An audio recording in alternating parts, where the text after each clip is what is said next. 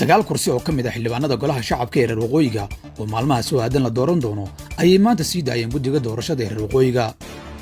sagaalkan waxaa ka horreeyey 2 xubnood oo horey loo doortay.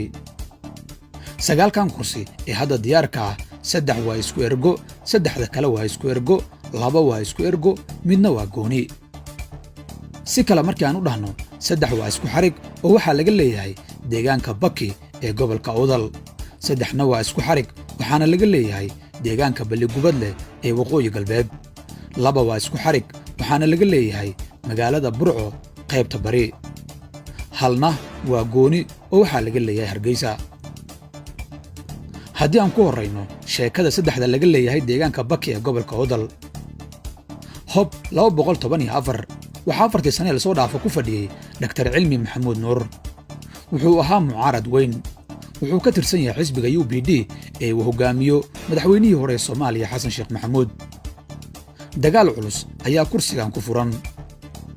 dadka la tartamaya Dr. Cilmi waxaa ka mid ah Danjire Xasan Dhimbil oo ah safiirka Soomaaliya ee Canada, horeyna wasiir uga soo noqday Somaliland. Hob 218 kursigan waxaa 4 sano la soo dhaafo ku fadhiyey Cabdow Maax Faarax. waa nin siyaasad ahaan farmaajo iska taabacsan waa saqun yar socod.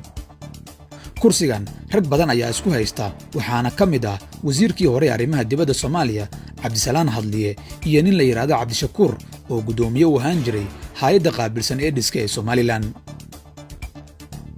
kursiga saddexaad ee xarigan waa Hob 226.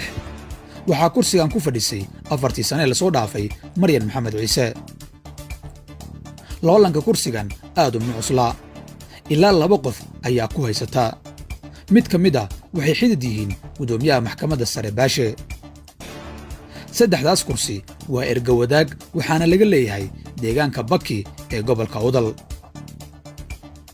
haddii aan u gudubno 3da laga leeyahay deegaanka Balli-Gubadle. midka koowaad waa Hob 233. kursigan waxaa 4 sano la soo dhaafo ku fadhisay Yurub Axmed Raabi. waxay ahayd muxaafid dhinaca farmaajo ah, laakiin waxaa la sheegayaa in kooxda farmaajo ay hadda rabto in la bixiyo gabadhaas. Mahdi Guuleed iyo Cabdi Xaashi ayaa mid walba kursigan u wataa qof gooni ah. ilaa 4 qof ayaa la tartamaysa sanadkan, sidaa darteed waa adag yahay xaalka kursigan. kursiga xiga ee ay isku ergada yihiin waa Hob 208. waxaa 4 sano la soo dhaafo ku fadhiyey Jamaal Xasan Ismaaciil. muxaafid ayuu ahaa sannadihii dambe. kursigan waxaa hadda ku haysta nin la yidhaahdo Maxamed Haaruun oo ka mid ahaan jiray agaasimayaasha xafiiska ra'iisul wasaaraha. kursiga kale ee 3daasi kursi ee Balli-Gubadle laga leeyahay waa Hob 210. waxaa 4 sano la soo dhaafo ku fadhisay Faadumo Xasan Cali. waa muxaafid weyn. waxay u badan tahay in kursigeeda loo xiro oo iyadu ku soo baxdo. 3daas kursi waa isku ergo.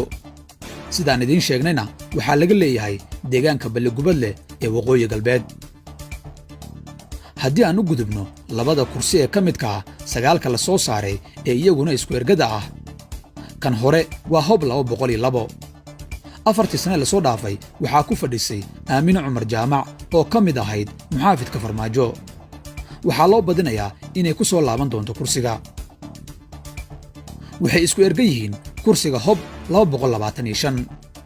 waxaa in muddaha ku fadhiyey kursigan xildhibaan Maxamed Cabdi Xayir Maareye oo dhowr jeer wasiir ka soo noqday dowladda federaalka ah. Maareye waxaa loo badinayaa inuu si fudud ku soo qaadan doono kursigiisa. 2daasi kursi waxaa laga leeyahay bariga magaalada Burco. kursiga ugu dambeeya 9kan kursi waa Hob 272. waxaa 4 sano la soo dhaafo ku fadhiyey Guuleed Ciindiruus Cige. wuxuu ahaa muxaafid. waxaa hadda la tartamaya nin ganacsada ah oo la yidhaahdo Maxamuud, waxaana macquul ah in laga qaato kursiga. 9kaas kursi oo ka mid ah kuraasta reer waqooyiga ee golaha shacabka ayaa la dooran doonaa dhowaan, xilli uu maanta magaalada Muqdisho tegey Boqor Cismaan oo Maxamuud Buurmadow oo ka mid ah duubabka dhaqanka ee ugu waaweyn Somaliland, kaasoo la filayo inuu ka qayb qaato xulista ergada doorashooyinka kuraasta reer waqooyiga. 9kan kursi badi waxaa ku fadhiya xubno si weyn u taageersan farmaajo. natiijadoodana waa mid lagu ogaan karo awooddiisa doorashadan. maxay kula tahay adiga?